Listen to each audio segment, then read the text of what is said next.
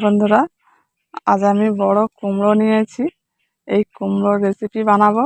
আর কুমড়োর রেসিপি কিন্তু খেতে খুব ভালো লাগে, ভাত বা রুটির সঙ্গে, দুইটার সঙ্গে কিন্তু খুব ভালো লাগে।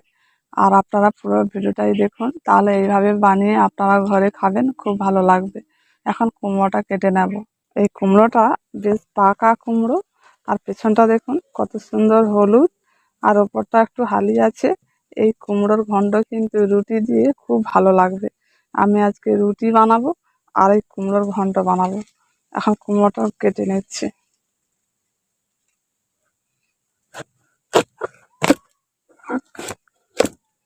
কুমড়োর রংটা দেখুন খুব সুন্দর।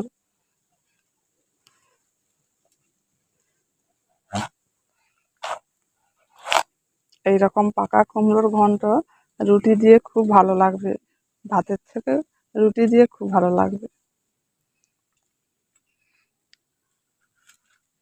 এই পাকা কুমড়োর বিচাগুলো আমি বের করে আলাদা করে শুকনো করে নেব।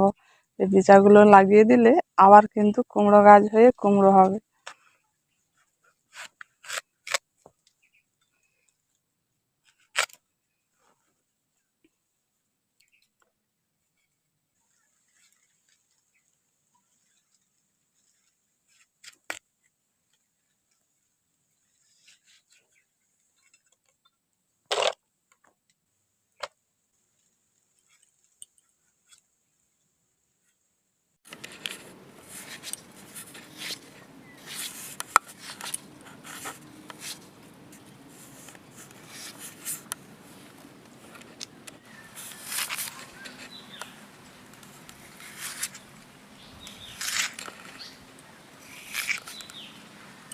কুমড়োর আলুগুলোকে এইভাবে কেটে নিয়েছি।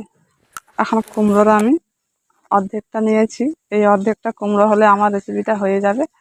আর অর্ধেকটা এখন রেখে দিচ্ছি। এখন কুমড়োটা রান্না করে নেবো। তার জন্য উনুনটা জ্বালিয়ে কড়াটা বসিয়ে দিচ্ছি। কড়াই সরষের তেলটা দিয়ে দিচ্ছি। এই রেসিপিটা আমি সরষের তেল দিয়েই বানাবো। সরষের তেল দিলে একটু কুমড়োর স্বাদটা ভালো হবে।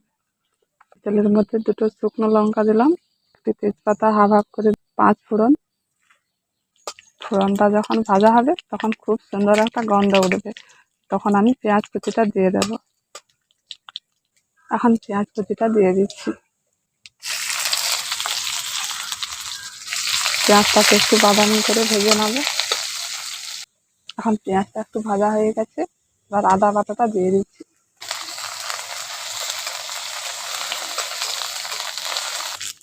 আদা পেঁয়াজ একটু ভেজে নিয়েছি, এবার আমি আলুটা দিয়ে দিচ্ছি।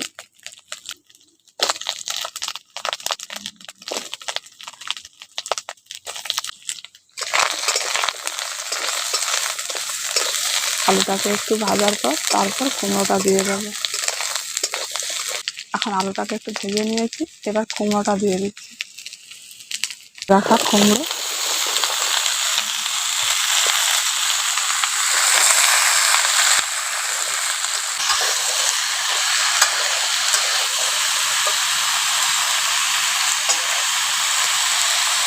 এখন কুমড়োর মধ্যে ঝালের জন্য লঙ্কা গুঁড়ো দিয়ে দিচ্ছি, হলুদ দিচ্ছি, পরিমাণ মতো লবণ দিচ্ছি।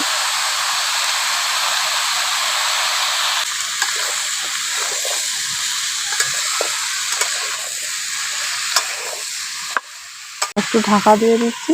কুমড়োটা তাহলে একটু সিদ্ধ হয়ে যাবে।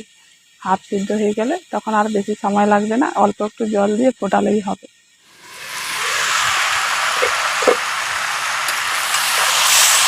এখন ঢাকা দিয়ে কুমড়োটাকে একটু ভালো করে কষে নিয়েছি। এবার পরিমাণ মতো জলটা দিয়ে দেবো।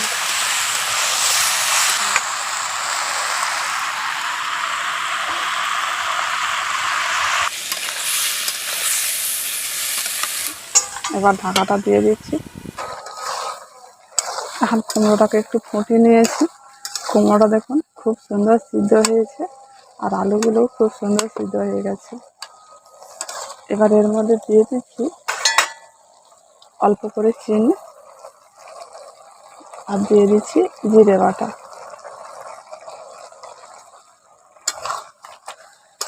ওটা দিয়ে ভালো করে একটু মিশিয়ে নিচ্ছি। এখন কুমড়ো রেসিপিটা পুরোপুরি তৈরি হয়ে গেছে, এবার নামিয়ে নিচ্ছি।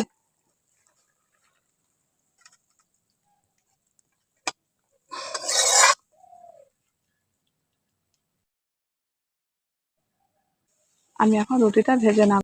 আমি লেচিগুলো কেটে নিয়ে রুটিটা ভেজে নেব।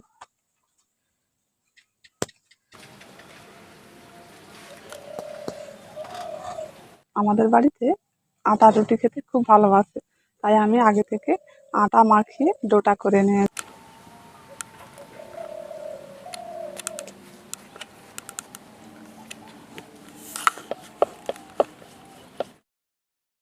আর রুটিটা বেলা হয়ে গেছে, এই দেখুন পাতলাটা দেখুন।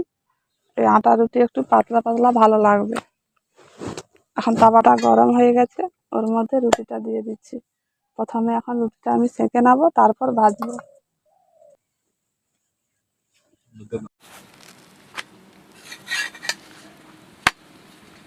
ছানটা নিয়েছি, এই ছানটা দিয়ে আমি রুটিগুলো ভেজে নেবো।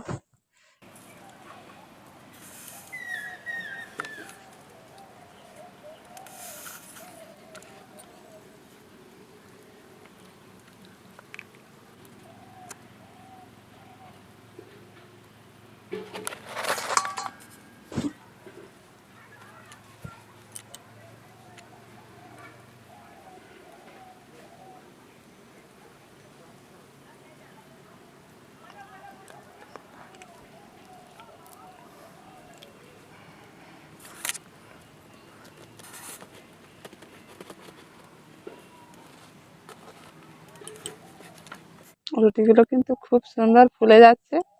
এইভাবে করে আপনারাও বানাবেন, রুটিগুলো কিন্তু খুব সুন্দর ফুলবে।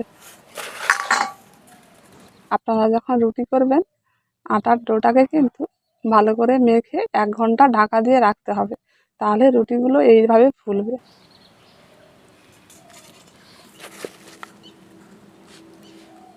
এখন রুটিগুলো সব ভাজা হয়ে গেছে। এখন কুমড়োর ঘন্ট আর ফুলকো ফুলকো রুটি এখন কেমন হয়েছে সেটা এখন দেখাবো। আমি এখন এগুলা গুছিয়ে নিচ্ছি।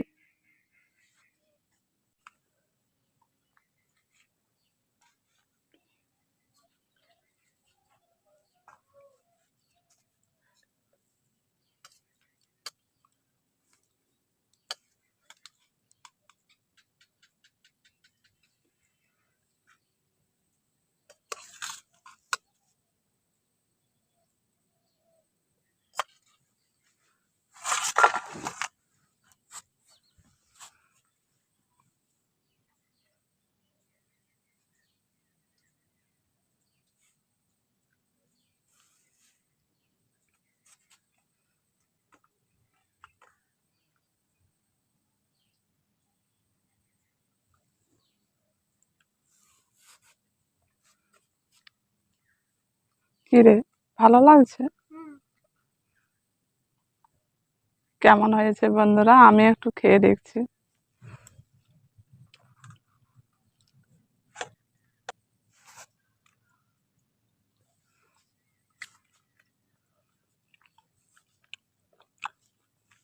খুব ভালো লাগছে।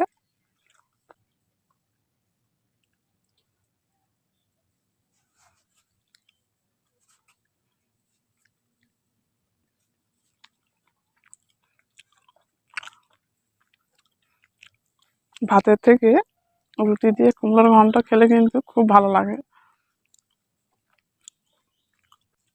খুব ভালো লাগছে।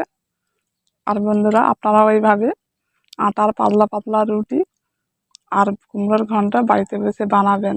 খুব সহজ পদ্ধতিতে বানাতে পারবেন আর বানিয়ে খাবেন। যদি ভালো লেগে থাকে একটি কমেন্ট করবেন। আর ভালো থাকবেন, আপনারা সবাই সুস্থ থাকবেন।